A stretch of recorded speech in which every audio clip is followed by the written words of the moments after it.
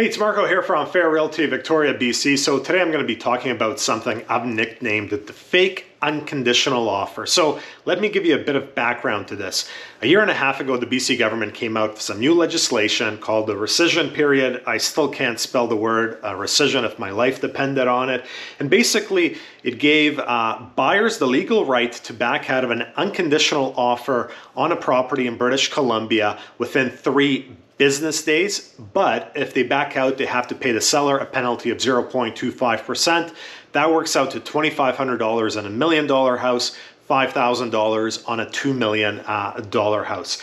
I think this policy is absolutely ridiculous, like many government policies that have come out in the last 15 years in the real estate industry. However, I, as a realtor, believe in understanding legislation, whatever that legislation might be, and policies, and putting my clients in the best possible position in either securing a property and getting the best possible purchase price if they're buying, and getting the most amount of money for their house if they're selling. So, if you make an unconditional offer on a property today, and today is Thursday, and we're going into a long weekend, you actually have 6 calendar days to back out of that contract. So if the seller accepts your unconditional offer today on a Thursday, you have until Wednesday at midnight to back out of that contract, but you would have to pay the seller that 0.25% fee. Where can this be useful is, let's say there's a property on the market and they're getting 5 offers today. If you make an unconditional offer, you might beat out 4 other offers that have conditions. But in your unconditional offer, you can put clauses, not conditions or subjects, but clauses such as the seller will allow an inspector during the rescission period to inspect the home. The seller will allow an appraiser to come through the home during the rescission period. And this is why I call these offers fake unconditional offers, because you can still get an inspection done. And then if you're not happy with the inspection, it turns out that that home needs $100,000 worth of work, you simply resend on the offer. If the home's $1 million, you give the seller that $2,500 check. You might be asking, well, if you have to pay the $2,500 fee on $1 million house, why don't you just make it subject to inspection?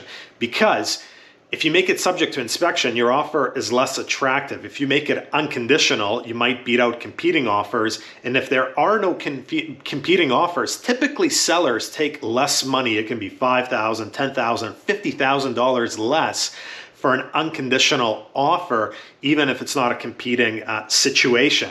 So in that scenario, you're risking a small amount. You're risking $2,500, for example, on potentially the inspection being a disaster or the appraisal being a disaster, but you might be securing a purchase price that might be tens of thousands of dollars lower than you would be able to secure if you were writing a conditional offer, because with these unconditional offers, it's still an unconditional offer and the seller still perceives it as an unconditional offer. Even though as the buyer, you can back out within 3 business days.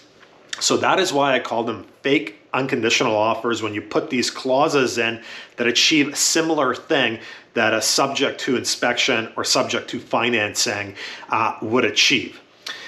On the flip side, when I'm representing buyers, I also keep in mind how this rescission period works. And if I have a really attractive property that I think might get multiple offers, and I think it might get unconditional offers, I delay the offers until a Monday or a Tuesday. Why? Because if my seller that I'm representing accepts an unconditional offer on a Monday, the rescission period expires Thursday at midnight. If they accept an offer on a Tuesday, that rescission period expires Friday at midnight.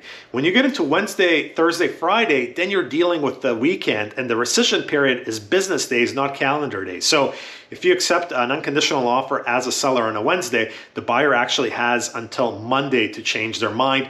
And I have had buyers change their mind this year on listings. Therefore, you want to keep that rescission period, strategically speaking, as short as possible. So in conclusion, there is a really good time and place for fake unconditional offers if you're a buyer, either to maximize your chances of securing a property or getting it at the best possible price.